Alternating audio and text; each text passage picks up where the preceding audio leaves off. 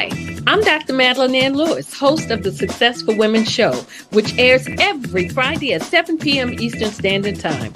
Our mission is to help women accelerate the path to success. Women in the workplace, women in business, and women who aspire to become business owners, live their dreams, and reach their goals. So join us Friday at 7 p.m. Eastern Standard Time.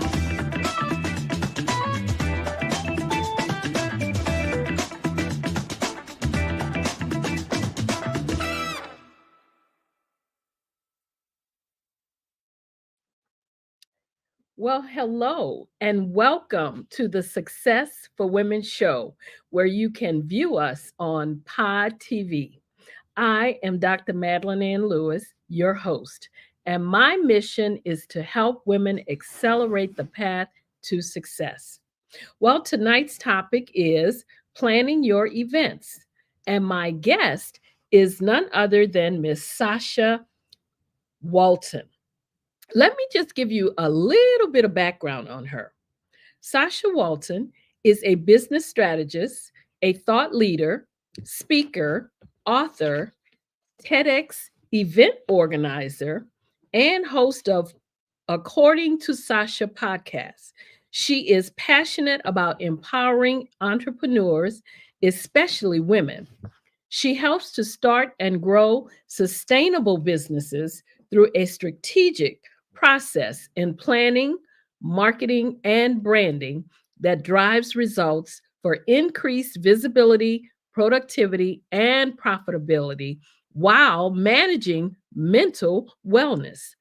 She is the author of Ugly Truth About Entrepreneurship, Keys to Managing Mental Wellness. She has also become a prominent voice who's disrupting the narrative on holistic entrepreneurship and mental health.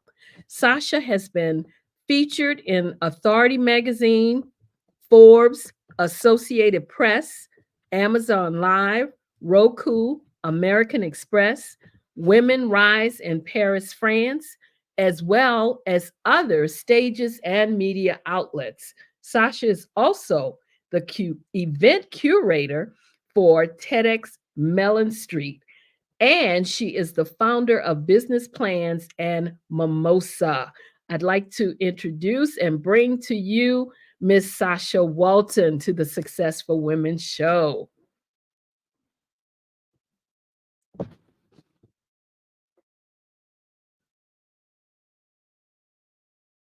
I guess we are having maybe a little bit of technical difficulties. Well, I tell you what, while we are, the engineer is working on bringing her onto the set, what I will do is go ahead. Ah, there she is. I don't have to stop. We can go ahead and proceed. So, Sasha, welcome to the Successful Women show. How are you today? I am wonderful, and thank you for having me. How are you? I am doing very well, doing very well. Now, I normally give the standard bio on my guests, but I also like to ask my guests to just tell us what you want us to know about Sasha Walton. Well, I'm a mom, I am a wife, and I am a person who loves helping people. I'm innovative. I am the founder of SWI Management Group, where we specialize in strategic business development, event production, and marketing. But what I love most is being able to lead my company as a brand. So I show up Mhm. as the business strategist, international speaker, podcast host, author, and so many other things that follow along with that. And but I'm just a regular person that's doing amazing things for other people. Well, good to have you on the show. Thank you for letting us know a little bit about Sasha. So, tell me about your entrepreneurial journey. What was that like? What has that been like?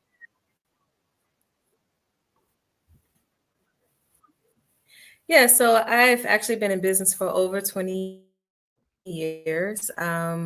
I started out with doing events, small events for churches and events and large concerts and festivals and government contracting events and things like that.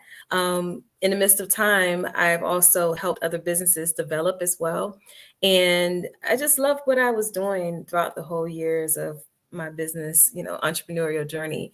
And I eventually became full-time entrepreneurship by way of a layoff. I was one of those ones that was working a 9 to 5 full-time job and a full-time business at the same time. Mhm. But during that layoff, I quickly scaled into government contracting with event services.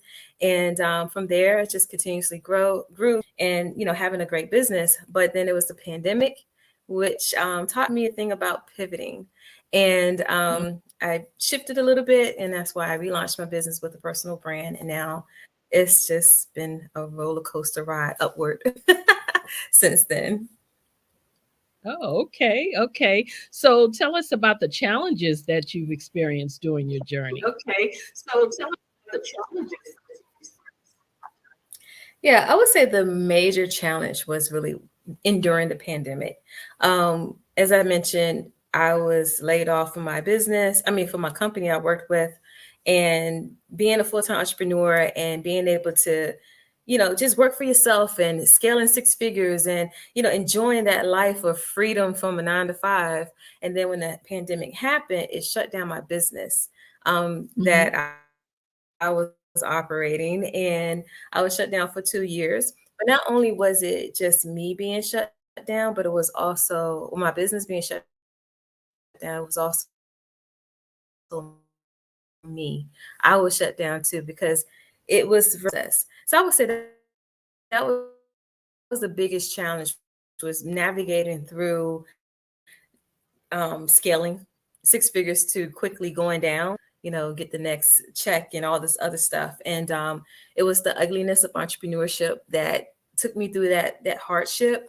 But it was through resilience that I overcame and saw a new outlet and a new way of overcoming and really getting back on my feet with the business. Wow.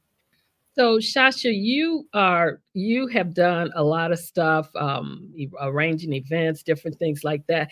But tell us, what is it that you're really passionate about? What's that thing that holds your passion? I would say primarily is helping other people. That is first and foremost what I'm passionate about. Mhm. But yeah, out of all those years, it was events. I still love doing events, but I found that new passion of being able to just stand outside of my comfort zone and then really showing people who I am by standing out, being with my personality, being there for them, and I think I love this thing of spreading my wings a lot more Mhm. versus just hiding behind my logo and company and events and being the face of my brand. So I would say my passion has just increased for so many different things lately, but it's still centered around helping other people. Gotcha. Now, I know that you have um, organized a TEDx event, TEDx Mellon Street, and you know we got to talk about that. So you've got to tell us about what that experience was like. How was it bringing these speakers together on all these different topics, and just getting them on that stage, and tell us about that experience. Yeah, I would say it was very exhilarating. One of the things that I learned out of that, every experience you should really take away for yourself. It's like, you're doing everything for everyone else. But one of the things I took away from it was the fact that I wasn't just an organizer, I was a leader. And being able to see all the people come through the auditions and the applications to the auditions, and we actually virtually auditioned every last speaker. We had 88 or 89 speakers that applied. And out of Wow. that, we selected 18. And I was more excited about being able to have a platform that can like just launch someone else into another phase of their business world and then for their Mhm. brand, because we all know TEDx, that label, it really does Yeah. something for you when you're really marketing correctly. And I was excited about that. And the journey was it was fun. it was, hard, but not too hard because like events is like a second nature for me. So I know a lot of people are like, how do you do this? And but it's still easy, but it was just still making sure that everything that I did benefited every last speaker on that stage, even down to the post event, and making sure that their videos were edited correctly, and that they were going to make it through TED Talks YouTube platform, and go through the reviews and everything that TED does. And I would actually say that I think 17 out of 18 made it through so far. I have one under review, but all 17 have made it. And and like I said, finding out that you are a leader of something, and like I said, not just an organizer, but when you're leading in a space, that's when you really take the hearts of other people a little bit more seriously, and the things that they're doing, and making sure that they are, going to be in that place where they're meeting their purpose just as much as you are. And so I would say that was like the takeaway for myself, but just it was exciting. I loved it, and I'm ready for the next one. Wow.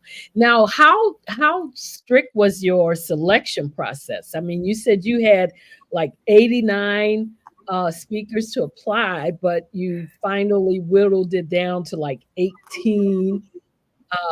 What was that like? What was that process like to be able to do that? I mean, did you do it all by yourself? Did you have a panel? How did tell us? We're Yeah, so curious. I did. I could not have done it by myself. If I did, we would have had a week-long event because all 88 people would have been on that stage. And so, Oh, okay. but I did have a selection team. I had a wonderful group of people.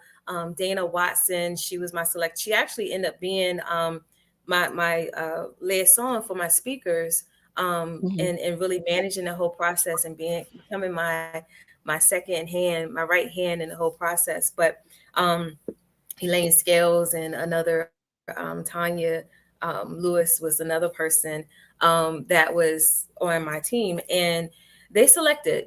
We had I can't forget Chrissy Canny, and we had a system that we used. We voted, and to make sure that we were fair.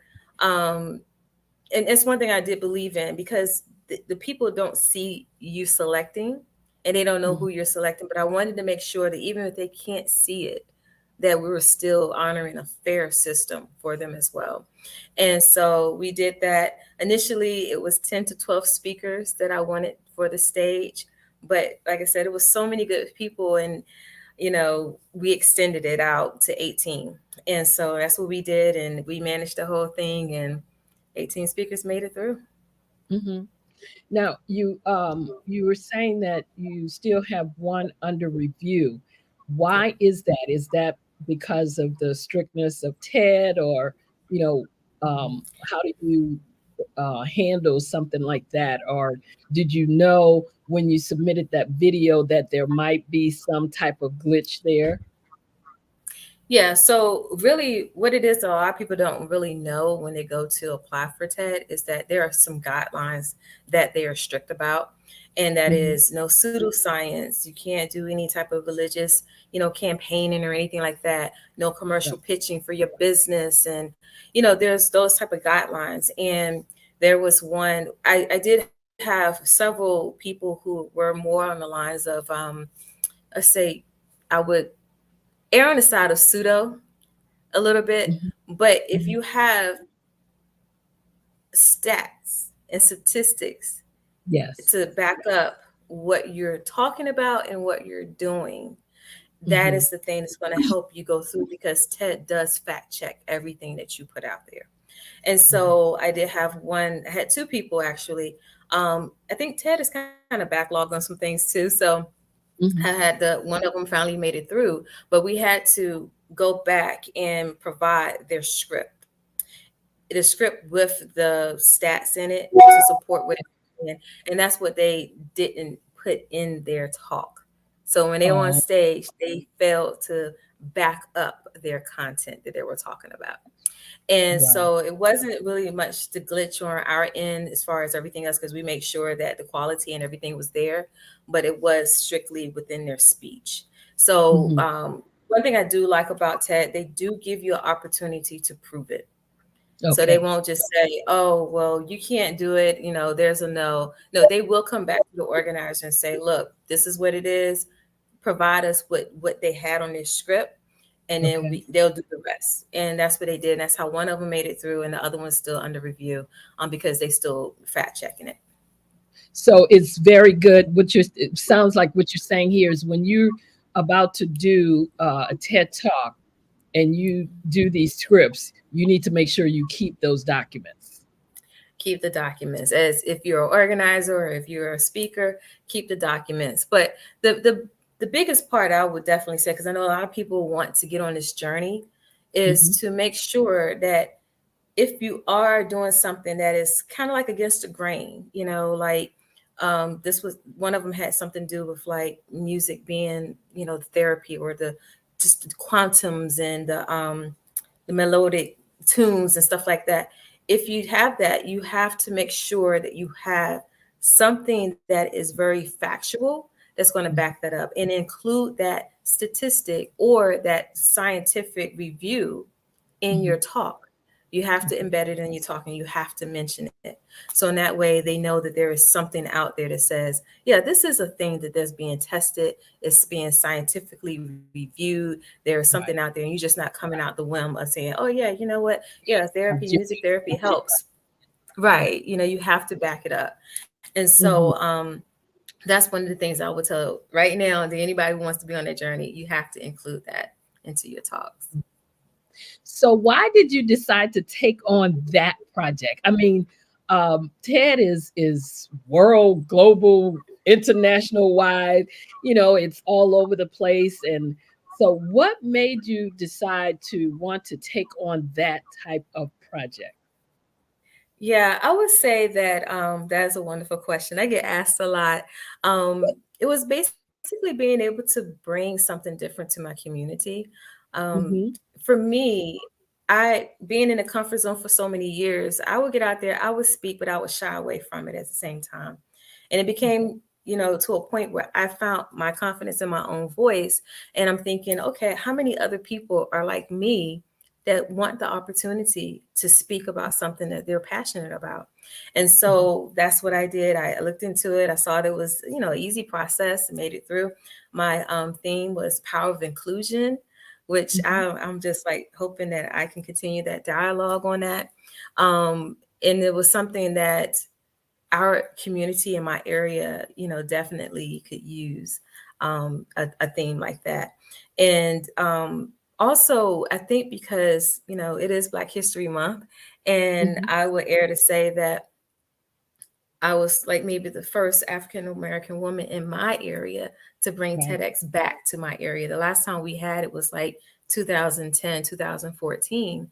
Okay. And I think with me being so visible about it, it really did support my theme with the diversity that we had on that stage from, all walks of life, all, ethnic backgrounds and everything. But I do want to say we had a lot of African American women step up to the plate too. And it was very fascinating and amazing to see that. And I'm just glad to be able to lead that project. Wow. Yes, I did. I watched some of the videos from the Mellon Street, talks. So yeah, they were fantastic. Now tell me, another question I have, the when you mentioned the process, how Mhm, hard was it? Because I know you have to get a license to do mhm, this. It's not just, one day you wake up and say, I'm gonna organize, a TED Talk. So you do have to get a license. How mhm. hard was that to do, and maybe how long did it take you to get the license to be able to do it? The license process, it was like 90 days. It wasn't hard. It's just that you have to know what you really want to do, because they Mhm. will ask you questions about it. So it's like what they're asking you for, give them the information. Don't overdo it. Don't Okay. underdo it. Answer the questions, but really have that thought process going. Like, what do you want for your community? What type of topics that you can bring to the community, and how are you going to really support that? Just in a nutshell, with what the process was. And as long as you have that content and you have it right, then and you make it through. I mean, they can't deny you. They can't deny you. And I was just thankful that I didn't get denied. And so it was a process, but it wasn't too hard. So you need to figure out, sort of answer the question of what it is you want to do as far as your, because it is like a community thing, correct? So you need to, Yes. before you approach them, you need to already have an idea of how you want to kind of, because it's sort of bringing the community together. So is that what you're Yes. saying? Hmm. Wow. Yeah, and it's also, and it can't be anything that's like too big for the area, too broad. You have to think about what is your demographics, or even the count of your community. It can't be something that's like your community is basically what it is, like a small community. It can't Mhm. extend from one city to the next city if you have bordering cities. Right. It's like it's those type of things that kind of get down to the preliminaries with it. But it's a good thing if people can go through that, and I do encourage people to do it, because you know more more has to be out there, and more people should have platforms to be able to get on and say, you know what, I want to make a difference, and impact people with a stage, or have that stage for other people to get on and talk about things. And I know one thing about my community and my city. I knew certain things development wise that was really good, and how this event was key for that area, and being strategic about it. Strategy is everything. And that's what I really did, was being very strategic, even down to the theater that I selected. Like I said, my theme was power of inclusion. The theater was the American Theater here in Hampton, Virginia, and it was one of the first theaters to desegregate. And Okay. so it's like being able to have something like that, and knowing that, in a sense, if the inclusion was something back then, they would have been on the forefront of it. Right. So it was very fitting for everything that we did. Wow. So do you think you'll organize another one? Will you be doing another one? Yeah, I will be. Yes. You will. I have new topics. I've Okay. submitted new topics. So now I'm waiting for that approval of my new topics. And as soon as I Oh, so get you that, we'll be doing another one applying in for your 2024. another, okay, okay. So just keep the ball rolling there, right? Yeah, 'cause it's like, you once you get a license, you have renew it every year. And Okay. so I've renewed it, put it in, and they have where you could put new topics in. Like I said, hopefully I'll be able to continue the power of inclusion, Yeah. because I think Yeah. that's just powerful in itself. So you can But if continue not, I your have other ones. thing, you can continue using that same. I Oh, submitted it, so we're gonna you know. find out. Oh, okay. Okay. So yeah, that's a good question, good thing to know. If you would have to change Yeah, it every year, you can kind of yeah, still build on that same theme. That would be yeah. great. Yeah. Now, another thing, I understand that you are not a TEDx speaker, but you are about to go on that TEDx stage, right? Tell me about Yes, that. yes, yes. And you know what? Look, I'm gonna bring it all out. I know. I am excited about it, because I get this question a lot. It was like, okay, so how many TED Talks have you done? Like, you're doing TED, and I do help other people prepare. And Right. they're like, okay, how do you? I'm like, well, look, wait a second. That you have to understand that if you get the secret sauce to stuff, sometimes that's better coming from an organizer than a speaker. And but to be able to have that all together, yes. There's a TEDx Wandolio eventually coming out, and yeah, I will be one of the speakers. Wow. I've Great, applied great. for it, and so I'm just Uh-huh. hoping that everything will go well with it, and yeah, that would be the opportunity. That would be great. Yeah, I'm sure that you do very well in doing that, since you kind of know what the rules and the regulations are anyway. So that should really help right there, to know what you can and cannot have in your talk. So you kind of been studying that extensively, just by the fact that you've organized a large event. So the your speakers, that were on your 18 speakers, you say they were from all walks of life. Now, were Mhm. they all from your community, or did they come from different places? Yeah, they came from different places, but I did have a quota to meet. I made a quota for my team, and that we wanted to make sure we had at least a certain percentage from our location on that Okay. stage. And so we Hmm. had 7 speakers from the Hampton Roads area, and they were the ones on the stage. And then everyone else did come in from mainly like the East Coast. It was up and down the East Coast, and I think down in Florida Hmm. that we had people come from. So it was amazing with it. And I'm glad to So be it's able to highlight the speakers that I did for my area. so it's not a prerequisite that they all be from the community because it's you're trying to bring your community together. It's just that the theme Yeah. has to be for the community, right? Yeah, the thing for the community, I would say strategically putting the thing for the community because that's what TED will look for. But you Mhm. also, TED also have their own standard. So it's like when they're going through your ideas on your application that you're submitting, not only are they looking at and they're researching your community, but they're also looking at, okay, how is this going to fit the overall standard for TED as well? Because as a license holder, we Okay. still have to keep that integrity for the standard. And so Mhm. knowing that that was all, fitting in place, that it just afforded opportunity for it to make it even better and stronger. And I believe that they do look and see if there are other topics out there or other themes similar. Because if that's the case, it could come back and say, you know what, can you change this? Can you give, something Okay. else or something like that? But yeah, so we do have to make sure of that. Oh, so they actually do all that research too. They really drill down before they let you take the stage under their name. Wow, that's really Yeah, yeah, interesting. they definitely.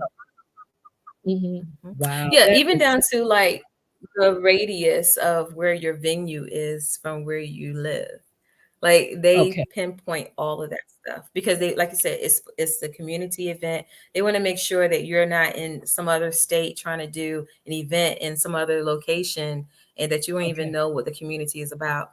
So they is do about definitely look at all of those things. wow. That is so interesting because, like I said, I know TED is like worldwide, global, all over the place. And it's just amazing that they have it so structured like that, where they make sure that it benefits the community, and that's really a good thing that they do that. So Yeah. if now I'm going to kind of change a little bit here. Now I know that you wrote an article, how to build a successful side hustle, that was picked up by Forbes magazine. Let's talk about Yes. that. Tell us about that one, and how did you manage to get it into Forbes magazine? But tell us about that side Yes, I do my own PR. hustle. So I am my own publicist, and with the marketing background that I have, and everything that I've done in the past for other people. That's my model. What I did for other people in the past, I put out there and I do for myself.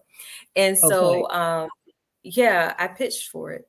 I pitched for the article. I have resources where I, find different journalists are pitching for, looking for people to talk about certain things. And I pitched for it and I didn't even know I was selected. I woke up one morning. I love Googling myself because I'm really big on my own visibility. And Yeah. I Googled myself and I woke up at 3 in the morning. I said, "Oh, let me see what's out here today." And I saw my name associated with Forbes 5 times. So what the person did, they took the questions that I answered and other people, because it was like maybe 2, 3 other people, and broke those questions into 5 articles, different articles. And it had to deal with, the side hustle. What are your metrics for businesses and things like it was like 5 different topics. And so Mhm.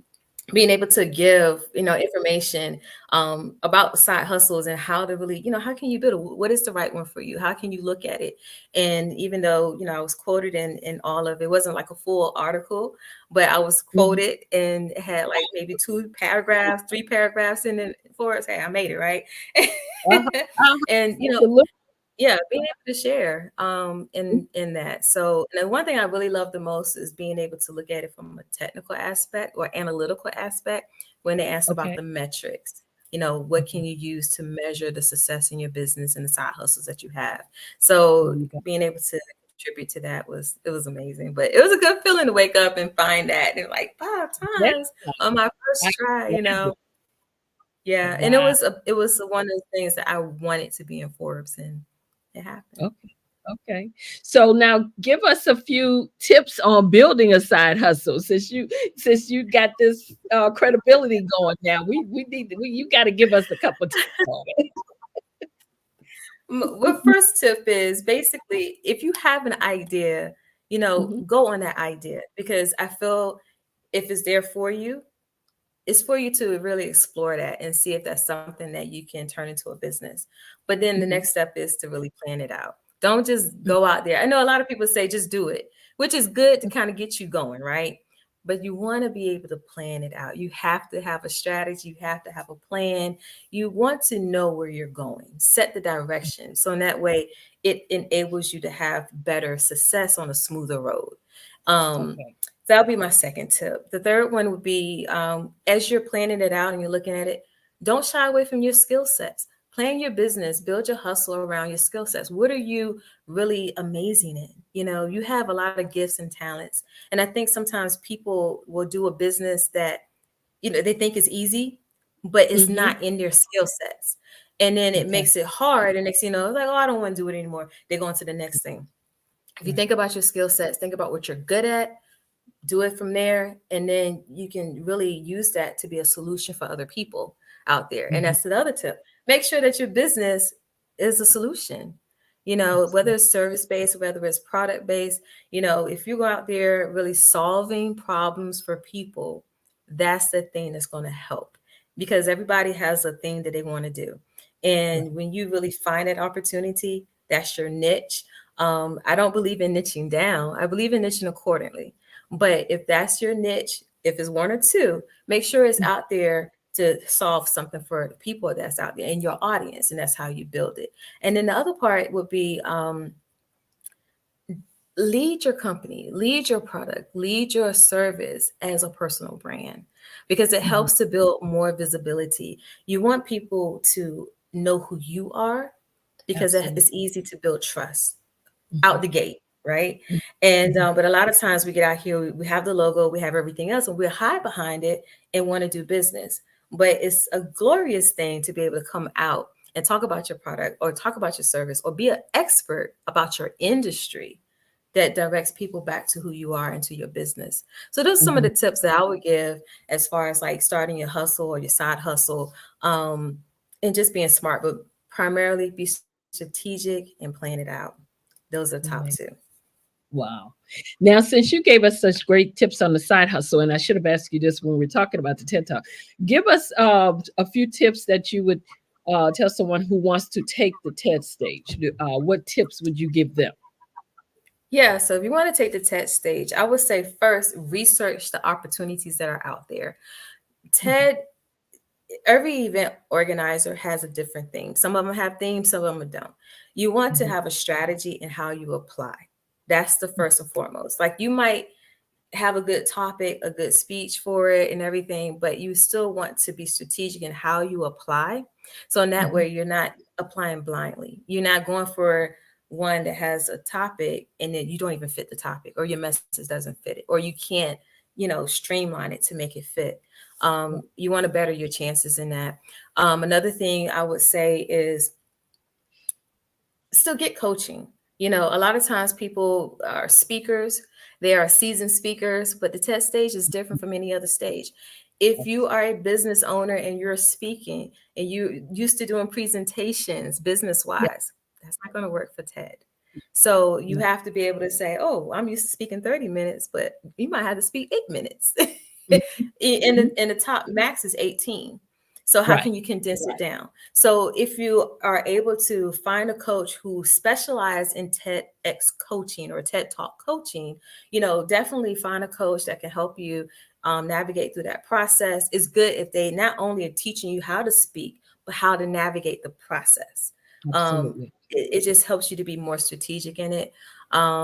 Those are, I would say, those are the top ones because I hear a Oh, lot of people, say, "Oh, I speak all the time." Yeah, yeah. but are you ready for that? And it's just they don't It's a realize difference. don't get up there and do a motivational speech, for a TED Talk. And Yeah, so I think that's what some people think that however I've been speaking, I can do the same thing there, but they have to yeah, figure out that's not the format that TED is looking for. Absolutely. exactly. Wow. Yeah. Okay, so now I'm going to go to your book that you wrote. Let's talk about that. You wrote the book, The Ugly Truth About Entrepreneurship Keys to Managing Mental Wellness. Tell us why you Yes. wrote this book and what it's all about. Yeah, that is my passion project. I wrote the book. Actually, it's my story. It's about my journey through the pandemic. Um, Mhm. how I really went through mentally with that. And I'm one of the ones I don't mind being transparent. I don't mind showing the ugly side of entrepreneurship, and that's really was about.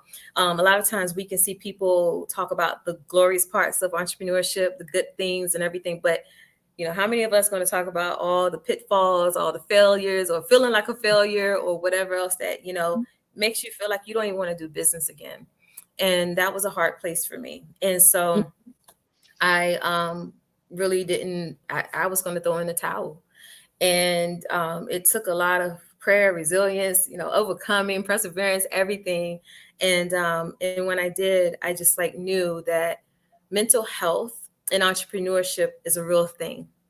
And we really, as entrepreneurs, we go through a lot.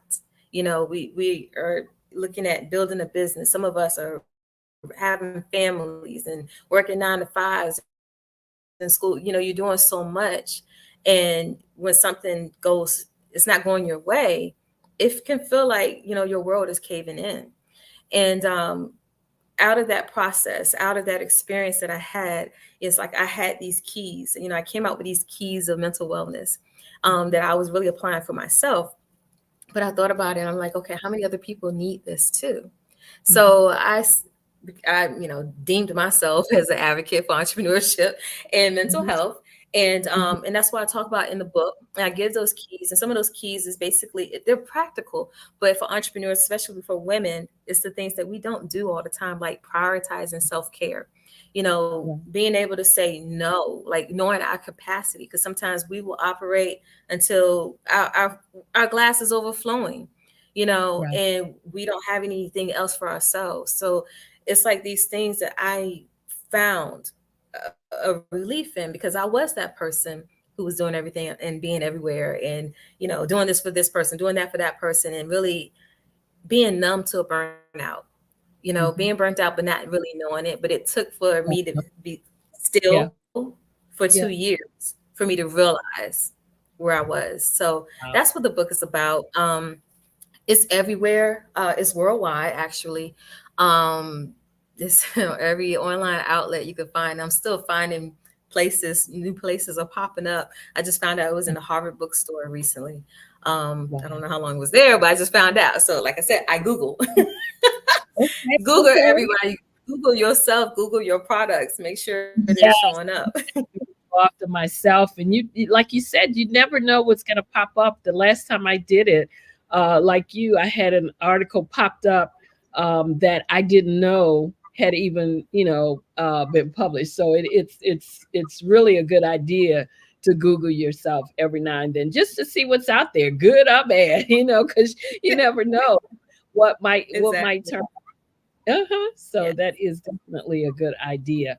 So what is on the horizon? What's next? What are your plans? Any books, any more articles? Well, you did say you're gonna be organizing another TEDx event. So what else are you gonna be doing next? What's Sasha gonna be into? Oh my God, Sasha's always into something.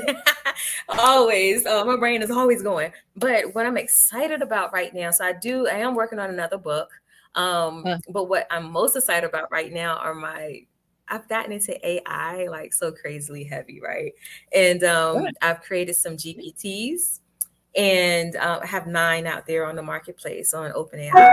And so I'm using that in my business to help other entrepreneurs.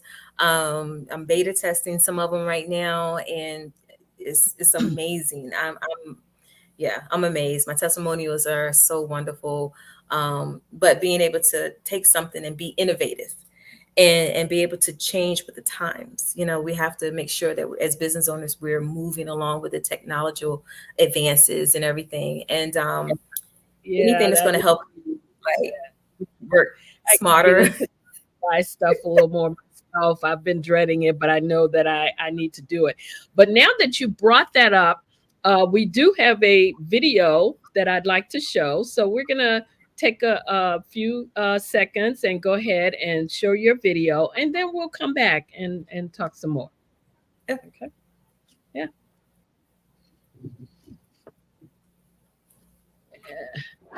If he's gonna.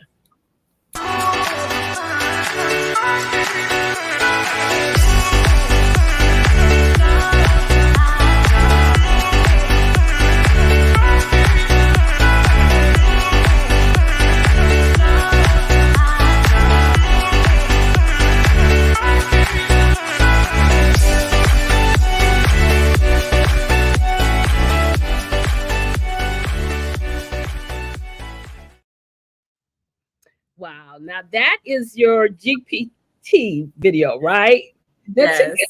Help me explain that. Okay, explain it to me. I know you. It says Sasha Collection. Tell us about that video.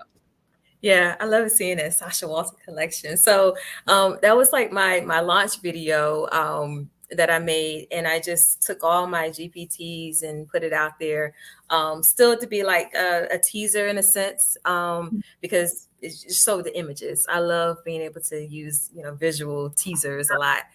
Before you go any for GPT, tell us what that is. Yeah, so Chat GPT is the AI for Open AI is Okay. the chatbot basically, and that's everybody's talking about these days. But you have the opportunity to either use Chat GPT or create your own. Okay. So I started using AI. I started using Chat GPT, and I'm just like, oh, you know what? Let me see if I can make my own. And so I started making my own, and basically I did a brain dump. Mhm. I This is my version of cloning myself. And so being able to really program everything in a way that people would need, business owners, whether you're a business owner, whether you're somebody who wants to plan events, have a virtual, the one with the little robot, little cute robot, that's a virtual assistant. And publishing, PR, I have one for your whole business, like everything you need from creating business plans to policies and procedures, legal advice, everything you need as an entrepreneur, especially one that's doing startup, that's starting Okay. out in business. It's everything. I got one for marketing. Every niche that I have within myself, I poured into each GPT.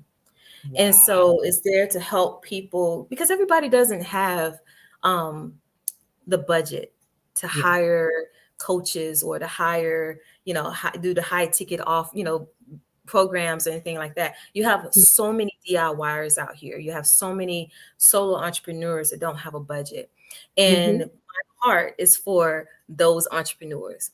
And with that, along with the membership, a subscription that I'm doing this year that will be for what I would say is the majority of business owners. They are the ones who are bootstrapping. They are the ones that are still pulling from their personal income to support their business. And Right. they are the ones that maybe can't get funding or anything like that, but they still Mhm. have a dream and they still have a purpose. So Right. for me, I want to be that person that would say, you know what, yeah, I could do high ticket anytime, but I also want to make sure that I'm bringing other people up with me that can afford something. So if it's something that's on the marketplace and you all you can afford is the $20 plus, for GPT plus, okay, Mhm. you got my apps out there. Okay. that can help you. And if you need more help, then you can hire, me as a coach or someone else, and to be able to take you further. But my whole Right. purpose for the whole thing was being able to, one, to be able to work smarter and not harder, but in the Mhm. process, I have something that can help so many other people as well. And when you're Absolutely. using GPT, you have to put your prompts in there, Okay. but you have to know what to put in there, right? Yeah. So I took a lot of the guesswork out of it, and I Okay. basically built in the programming, the prompts that you would need. So you only have to know what to ask for, and it knows what to do for you. Wow. God. Oh my goodness. We're gonna have to get you on the Black Business Olympics to talk about all of this because that's amazing that Thank you you. have put all that together. Well, I So have one for TEDx speakers too. I'm sorry. huh? I You almost did. forgot. I have one. It's a speaker pro for TEDx speakers. Yeah, And also, I saw you had that out there that you were talking about that. Yeah. yeah. Fantastic. Unbelievable. So tell us if you had one piece of advice to leave with our viewers, what would that piece of advice be? To follow your heart and your dreams and your purpose. When you have it, just go after it. Go after it. Have a strategy, have a plan for it. But first, acknowledge that you have it, because it could Mhm. be the thing that changed your life and the trajectory for your family and build legacy. Wow. And how can the viewers reach out to you to get your book, to find out more, even to get a copy of that article that's that was picked up by Forbes, but mainly Yeah. to find out more about your GPT collection? How can they reach out to you? Where are you? Just tell us. Yeah, as far as Google me, Sasha Walton, WALTON. I'm everywhere. I'm on Instagram, Facebook, LinkedIn. You could just put in Sasha Walton. On Instagram, I am that girl Sash, and it's SACH. Or you can email me at Sasha, SACHA, at SWIMGTgroup.com. You can also go to my website, which is SWIMGTgroup.com/membership to find out more about the subscriptions and the GPTs. But yeah, you could definitely go into OpenAI for my GPTs as well. Wow. Thank you so much, Sasha, for being here with us tonight, sharing all that information on TED and getting on the stage. Also, your GPT, giving us some great nuggets here that to share out with the viewers and listeners. Really appreciate you for taking time out of your schedule to do that.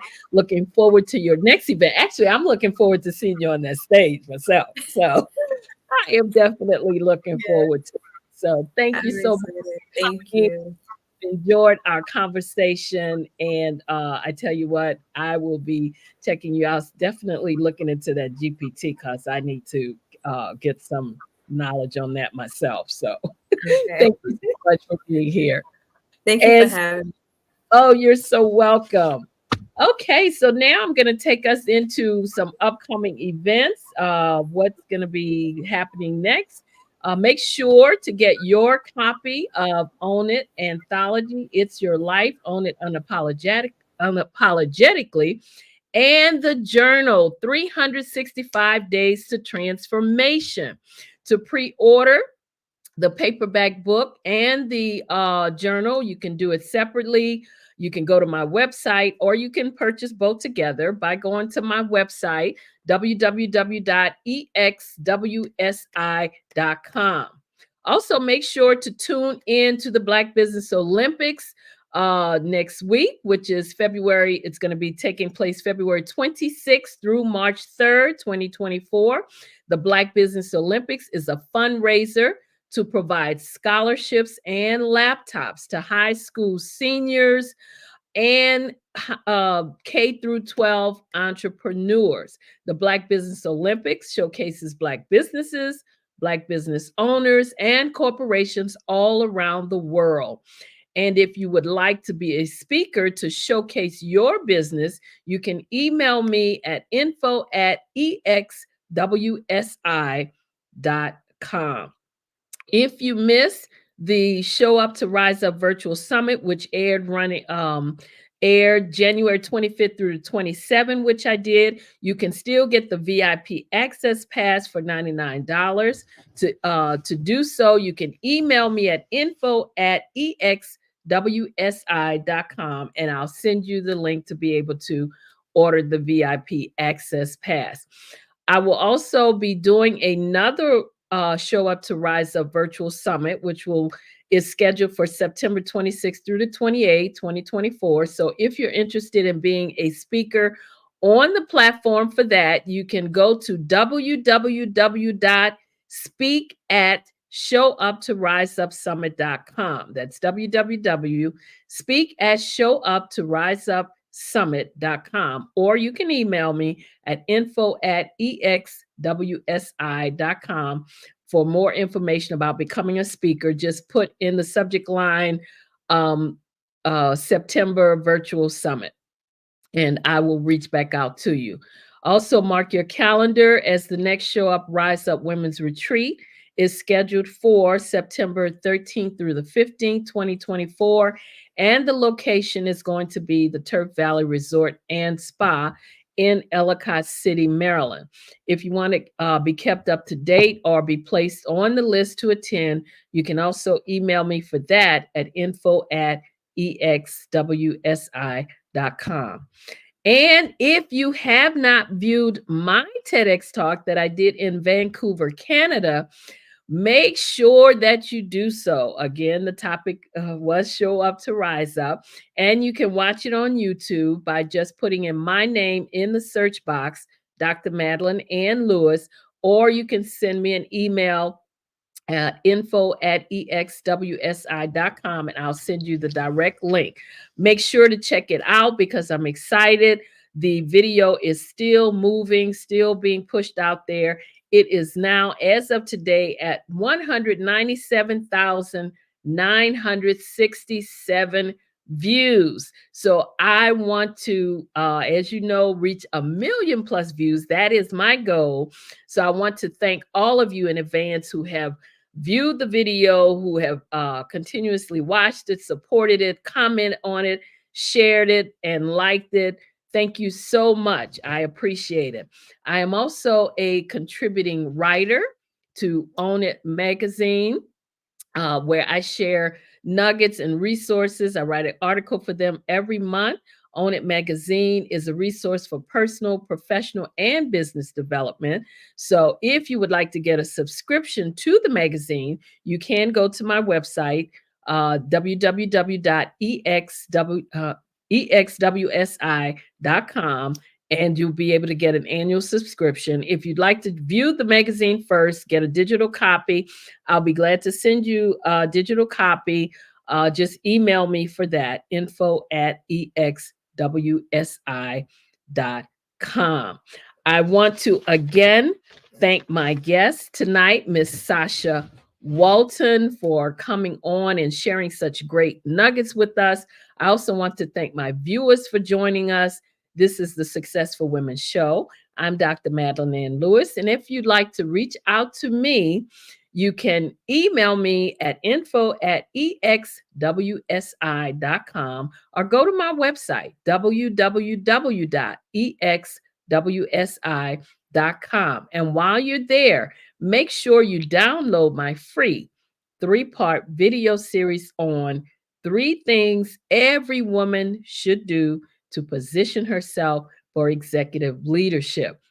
You can also sign up for my online course, which is Crack the Career Code: How to Lead with Confidence, Charisma, and Credibility. To sign up for the online course, go to www.crackthecareercode.com. You can also reach out to me at any of the social media sites. I'm all of them. Just you can DM me through any of those, and I will get back with you. Don't forget to subscribe to my YouTube channel and the Pod TV channel. Also, like and share this episode, which is Planning Your Events with Miss Sasha Walton. Make sure that you like this episode and share it with others. She gave us some great nuggets, and if you have aspirations of being a TEDx speaker, then she gave some great nuggets on that you might want to hear. Again, this is the Success for Women show. We are here every Friday. I am your host, Dr. Madeline Lewis, helping women to accelerate the path to success. I want to thank my guest again, Ms. Sasha Walton, for joining us, and all my viewers for joining us. I love you all to life. And as always, be well and stay safe out there. Thank you.